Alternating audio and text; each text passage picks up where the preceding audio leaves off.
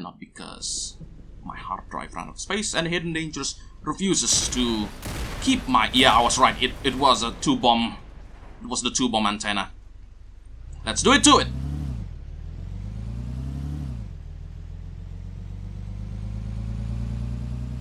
Okay, here we go.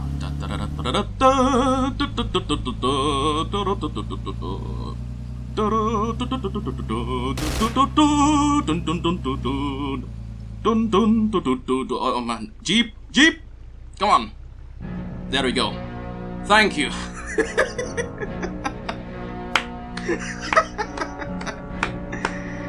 At last. Well, that was it, ladies and gentlemen. P.O.W. by Mickey. That sure was a mission. That sure was indeed a mission. So, I should probably start with the good and the bad. Let's start with the bad first, so we can get the good, so we can end on a good note. So, the bad. It's based off the Yugoslavian mission, the mountain something, I forgot. And my initial complaint about that mission, that I now remember, applies here too. The foliage that does not auto block enemy vision, but blocks mine, which results in a lot of cheap deaths. You know, I don't mind having foliage be part of the prop in some places, but I would like it if they're put in places where you don't put enemies in. Or it's put in a bit where you can still see the enemy quite clearly. Because remember again, this is hidden and dangerous we're talking about. You don't have a lot of opportunities to... a lot of room for error. If an enemy spots you first, you are either already shooting at him, or you're already dead. So as a result, you need to balance the maps and the game in such a way where players are given a lot of room for error in order to, you know, anticipate the attack and then solve the problem before they are sandblasted to oblivion. And well, the problem with this map is that it gives so much room for the enemies to just shoot you to oblivion, which is just, man. My secondary complaint about the map also stems from the original map, in that the trench lines are way too high. You have to prone to get anywhere safely without being shot at, and it's just not pleasant. The whole thing is just unpleasant to play because, you know, a whole lot of proning. I won't mind if crouching is the default method to move. It makes sense because, you know, people dug trenches all the time and they need to move a lot, and of course they would crouch through, but needing to prone every single part of the way, I think that's why the map takes so long, and I had to take like 3 recording sessions to finish this whole add-on. Man. And what was the other complaint? Putting enemies in behind trees and stuff. I'm not sure if that's the original map's problem or if it's P.O.W.'s problem, but man, some of those enemy placements are just really rough. They saw me first. They always saw me first. I never get the... I think I managed to get the drop on them once, twice maybe. I think I definitely got the drop on that spy, which is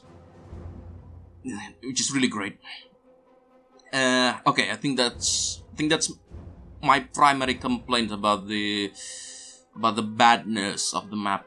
Most of it stems from the, you know, how the original map is constructed. But P.O.W. itself, I think it's very nice. It's a remix map that doesn't just have you go through the whole map again the same way you would originally, but it's slightly different. I do like remix maps that change how the entire map plays. So like for instance that one map in the tropics or something, Danger in the Tropics. No, it wasn't that. It was a different map entirely. I forgot the name. It was the one where it's set in the map where you have to defend yourself against a whole wave of enemies. Except this time you're the attacking force. So, you know, it's interesting. It's an interesting change to a remix map. I think this one could also count as one. You go through the whole map again, except this time you have no weapons. You can't prepare for what's ahead, so you have to get creative. You have to work out solutions that are irregular in order to, you know, acquire the rest of your equipment. And I think it's a pretty neat change to the usual shenanigans, because it's in almost every campaign I can just pick my equipment and roll with it. And well, in this one, I do have to sort things out on my own. The demand, I followed the author's demand to not arm my soldiers with any sort of equipment, and it still went well. And I'm happy to say that it indeed, at the very least, designed in such a way that I can still finish it even. Oh, there's a lot of room for error too. I love that for the equipment provision that you're given the moment you finally got your weapons back. The STGs had like 400 rounds, bazookas had 4, dynamites 4. There's a lot of things that you can account for in the event that mistakes happen. Like the antenna, you need 2 bombs to blow it up, but you're given 3. So hey, if you plant it somewhere else and you accidentally, you can still solve the mission fair and easy. So that's just fantastic. The enemy placement, the enemy placement was quite chaotic. I suspect that the last bit with the drove of enemies was supposed to be beaten with a jeep, now that I think about it, but, well, you all saw that I just had to. My initial plan was to use dynamites to blow up the half tracks, but no, I probably should have just used the bazooka, and I did. Blow the 2 up fine, fair, easy. Just, it's nice, like I said, room for error and room for creativity. I can use the bazooka to blow up the half trucks, or I can use the dynamite. I'm not sure if I can use the bazooka to blow up the antenna, now that I think about it, or the anti-air guns. I'm not really sure about how a lot of mechanics in Hades... no, sorry, I was about to say Hades Destructor. I'm so used to that mod. To Hidden Dangers, I mean. And yeah, I'm very much glad to see that... No, sorry, I got distracted. I was about to say something along the lines of, I'm not sure how the explosive types works. I'm guessing that, well, as a casual player, I should probably remind everyone here that I'm not a hardcore Hidden Dangers player who knows the ins and outs. I'm sure you all can see from my occasional poor performance here that I play this thing just for fun. I don't mod it, I don't know the ins and outs, I don't know how every system works, and well, I mean, if I know how every system works in this game, I'd probably mod it away. Especially that insufferable shotgun sniping thing, or a shotgun machine gun thing. Did you see just how... I've already said this dozens of times, even in the original run I've said this dozens of times, but still.